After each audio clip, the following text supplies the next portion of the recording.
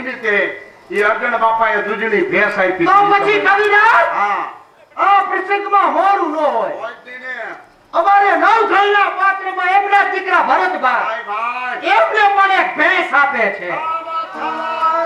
એ દૂધની ભાઈ ભાઈ જે હો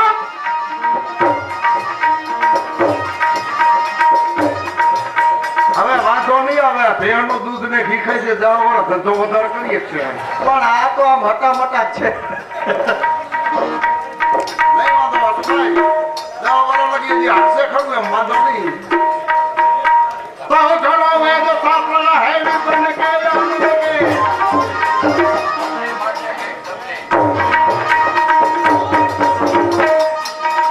એમાં મારે લાભ થયો. ભરતભાઈ મારા વેવાય થાય મારું ખાઈ ગયા પણ માગણે જે દાતા કૂદ્યા હો ઈ તો યુગે યુગનો ભૂલાય. આગળ જે દાતારોને આપે એની કીર્તિ દરિયાના ઓલા છેડે નાખી દીધી.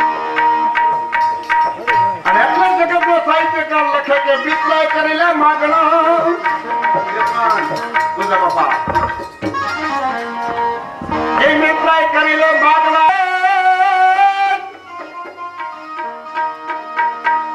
એ છે શક્તિ કેરો સાથ જટા પર ગંગ વહે દિન રાત ડાક ડમરૂ ના ડમડમા.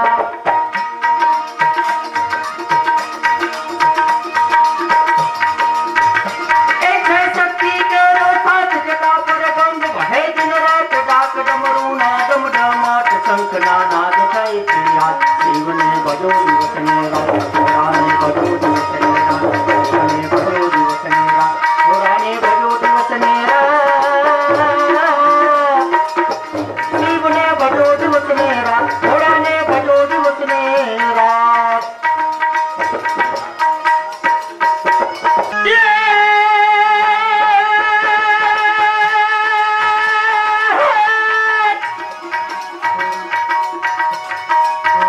કાર્તિક ગણેશ શિવના બાળુ મૈયા અર્ધાંગી નીનાદ કામક ભજે શિવના નામ. કાર્તિક ગણેશ શિવના બાળુ મૈયા અર્ધાંગી નીનાદ કામક ભજે શિવના નામ. દેવો કરે છે એક જ વાત શિવને ભજો દિવસ ને રાત ઘોડાને ભજો દિવસ ને રાત શિવને ભજો દિવસ ને રાત ઘોડાને ભજો દિવસ ને રાત શિવને ભજો દિવસ ને રાત ઘોડાને ભજો દિવસ ને રાત. ભાઈ ભાઈ બેટી વાત કરું છું.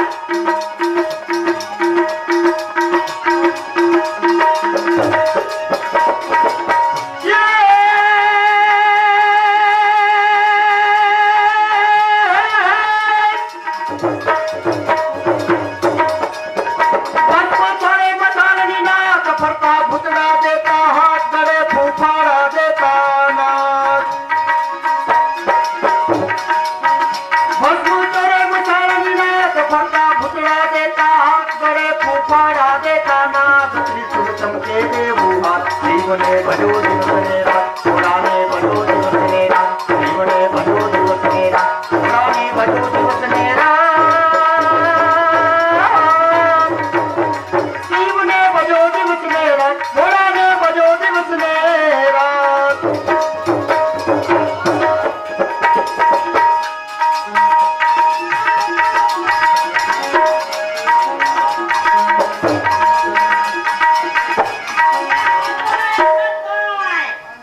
આપણે પુનાભાઈ બ્રહ્મપુર વાળા હો.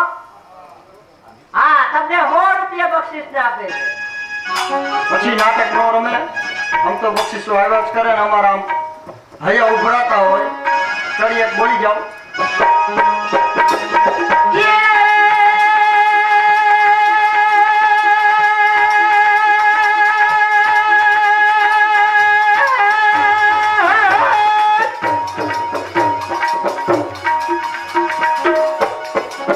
કરે છે શિવજી નાનું નામ.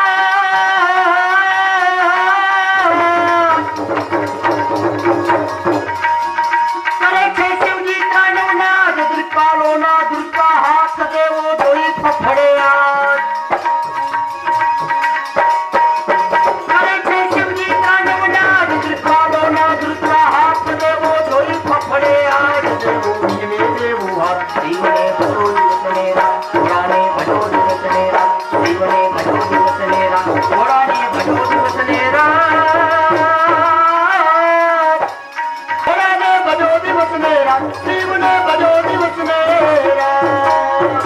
પૂછો.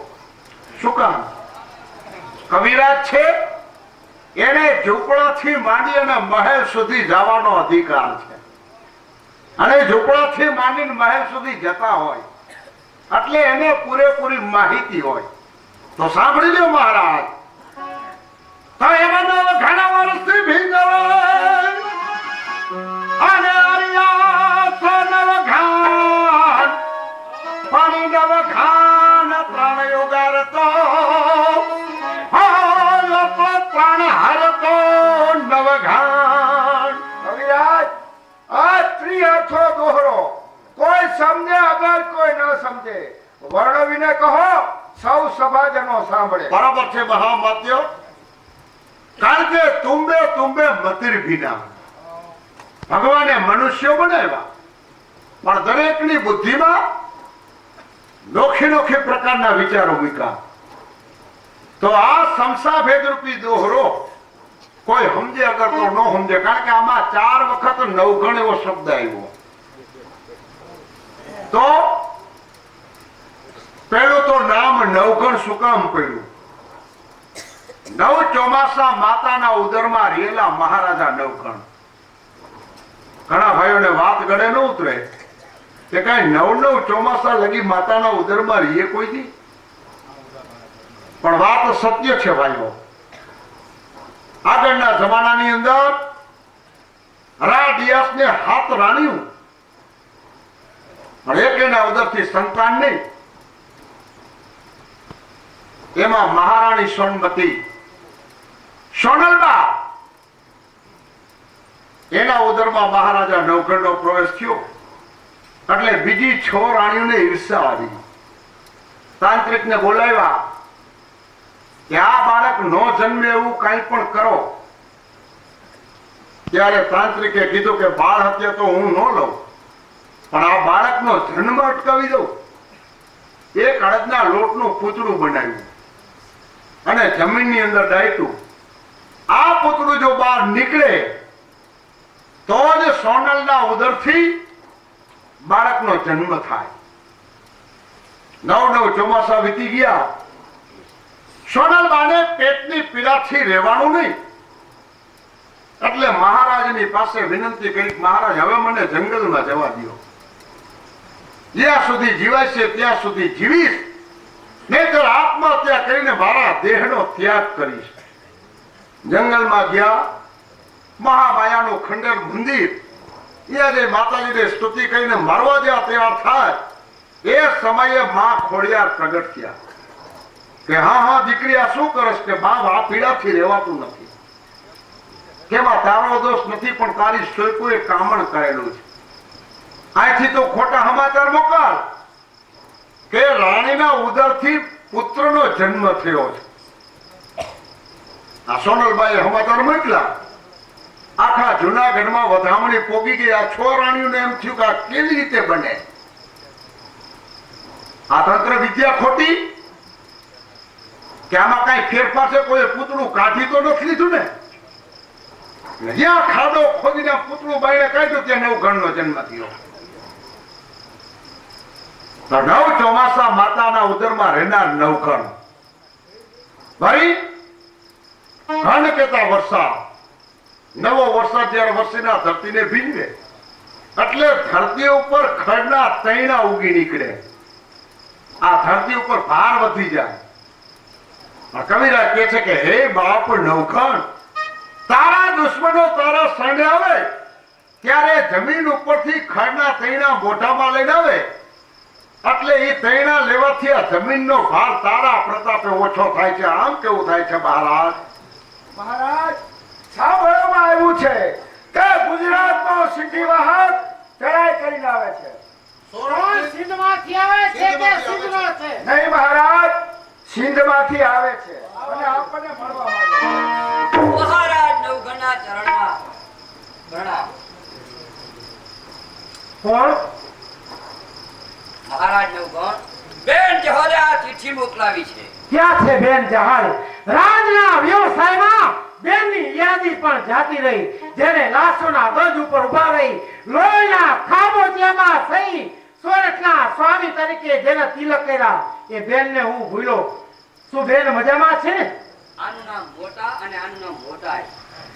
વીરો નવઘણ ક્યાંથી જાણે કે બેન અમી સુમરાને ત્યાં કેદમાં પુરાયેલા છે અને સર્વ આહેરની એ જ દશા છે. જહાલ સોઠ મૂકીને સિંધમાં શા માટે ગઈ? મહારાજ સુરતલિયા દુષ્કાળે કારો કેર વટાવ્યો એટલે સર્વ આઈ ભાઈઓ દુષ્કાળ ઉતરવા સિંધમાં ગયા. બેન જહાજ પર તેમની સાથે ગયા છે. અહીં શા માટે ન આવ્યા? મારા જેવા માટે પોતાના ભાઈને સોલંકીઓની તેગ તળે કપાવા મોકલનાર એ નવઘણ પાસે બહેન આવ્યો હોત તો રાયે નસીબદાર બનત. કવિરાજ, બહેનને તેડવા તમે જાતે જ જાઓ. આનું નામ મોટા, આનું નામ મોટા. કવિરાજ, તમને ખબર છે મહારાજ, આમ બેરાડી કહે છે કે બહેન જાહલ એ સિંધમાં સુમરાની કેદમાં પડ્યા છે. અમીર શા માટે રોકી રહ્યો છે? રૂપ પાસે અંદાતા બીજું શું હોય? અમીર, બહેન જાહલના રૂપ ઉપર દીવાનો થયો છે. કવિરાજ, આ અમાત્ય સેનાપતિને આજ્ઞા કરો કે તાબડતોબ સૈન્ય લઈને સિંધમાં જઈને બહેનને નહીં. છોડાવે. પેલા બેનની ચિઠ્ઠી વાંચો. બેન શું લખે છે?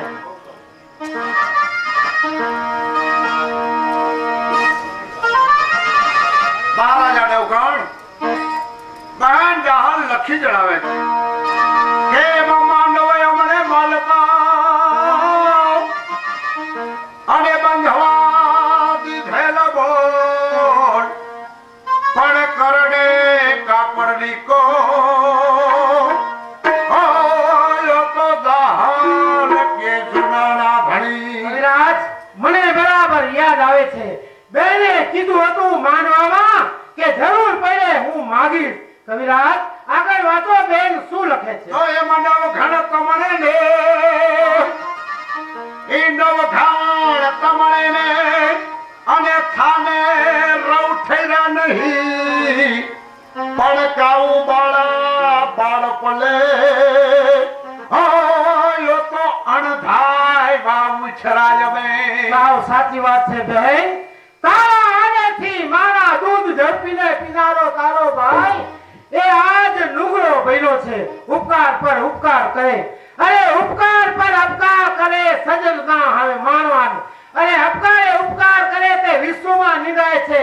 અપકાર ઉપકાર એ કરે તે વિશ્વમાં નિંદાય છે. કવિરાજ, 7 વર્ષના વાના વાયા બેનની યાદી હું ભૂલ્યો. કવિરાજ, વાંચો. બેન શું માગે છે? તો એમ તું યાદો અમે આપ્યો એ તું આડો અમે આપ્યો અને વહાણ માયલો ગોને વી પણ સમજે માય સધી લોકો નવઘાન નવસોરઠ ધણી. ઉગા, મારા જીવનદાતા ઉગા, તારી કીર્તિની વડલાની ડાયો આ જગતને શીતળ છાંયો આપી રહી છે. ત્યારે રા એના પાનને પણ ન અટકી શકો. કેવો નુગરો બન્યો છું. કવિરાજ, આગળ વાંચો. બેન શું માગે છે? મહારાજ છેલ્લે છેલ્લે બહેન જાહલે લખી જણાવે છે કે મારે નહીં સગું નહીં સગવું, મારે નહીં સગું નહીં સગવું અને નહીં મારી જાયો ગોનવી પણ સિંધમાં રોકી સુમરે મને હાલવા નો દેવે. આ હું શું સાંભળું છું? સામાન્ય સોળઠી પ્રજાનું નામ એ રાના જીવતા કોઈથી લેવાય નહીં. ત્યારે જાહલ એ રાની બહેન છે. એને રોકનાર એ જીવતો રહે એથી કલંક વાળાના નામ ઉપર શું ચડવાનું છે? વગાડો નોંધો અને ગજાઓ કરવાની ગુફાઓ.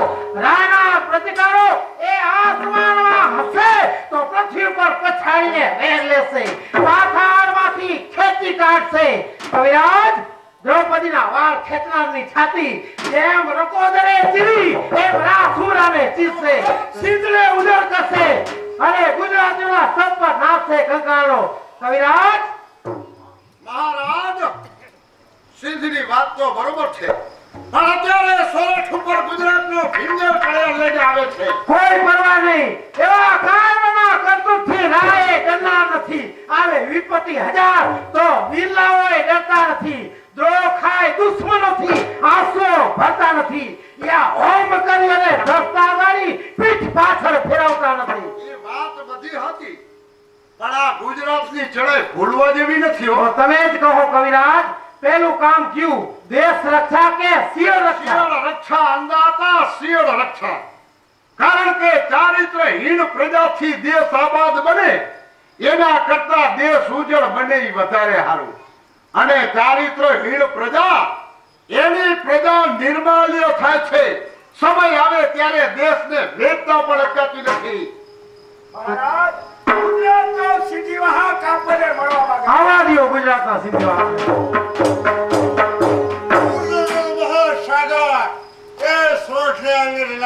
તો અહીં અનેક અગસ્તો પડ્યા છે કે જેને એક જ અંજલિમાં પી જવા છે. ભયંકર વરસાદ છે.